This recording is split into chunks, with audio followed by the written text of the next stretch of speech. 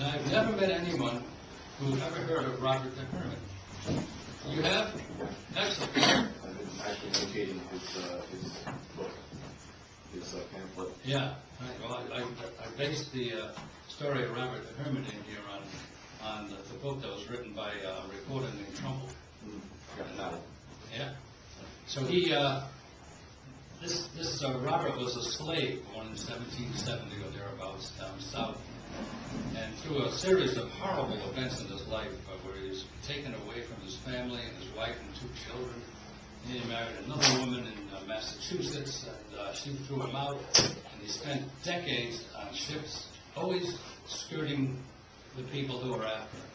So finally he gets to Rhode Island, which had abolished slavery, and he becomes somewhat of a local folk hero by wandering around town, and he lived in a hut on land owned by a former congressman named Tristan Burgess, and it was right over what is now the Washington Bridge. And you know, there's something else I found out. There was always a Washington Bridge, at least since Washington, and it went right over the Seekonk River from what is now Providence to then now East Providence, and it used to be Seekonk.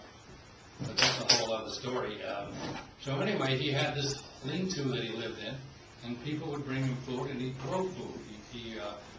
Part of the deal with Tristan Burgess, who owned the land, was that Robert, whose name was Robert Voorhees, thanks to the slave owner, would tend to the vegetables, and he would grow the vegetables, but usually he would feed them to the cattle on the farm. He ate very sparingly, and eventually this reporter, his name Trumbull, was persuaded to go and try to visit him and just find out who this guy is.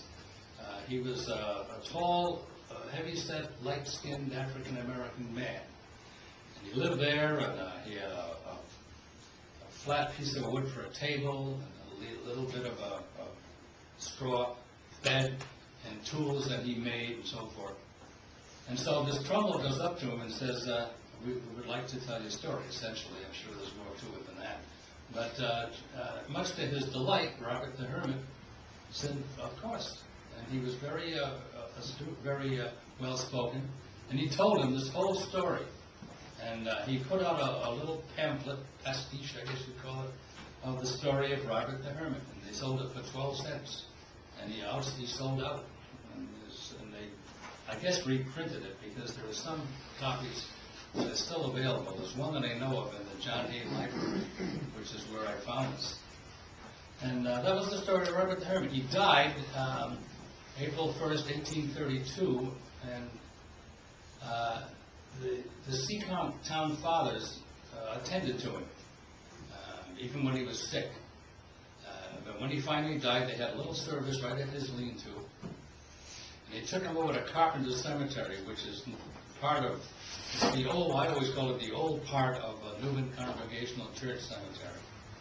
And there are, the only way I had an artist, a guy named Gordon Rowley, who lives in Smithfield, and he drew what I thought would look like Robert and his lean-to. And the only way I could pinpoint his death was to take a picture of a lot of the very, very old stones that are in this old part of the cemetery.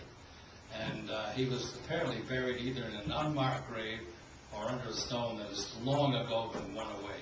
So I kind of took a picture of all the stones, and that was probably where Robert the Hermit was.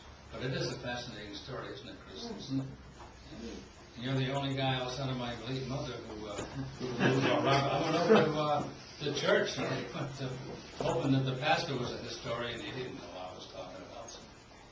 There you are. Around Historical Society.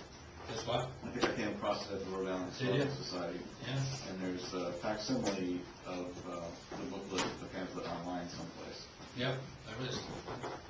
If you Google Robert the Hermit, you'll find this whole story right there. It's only about 15 pages tops. It's not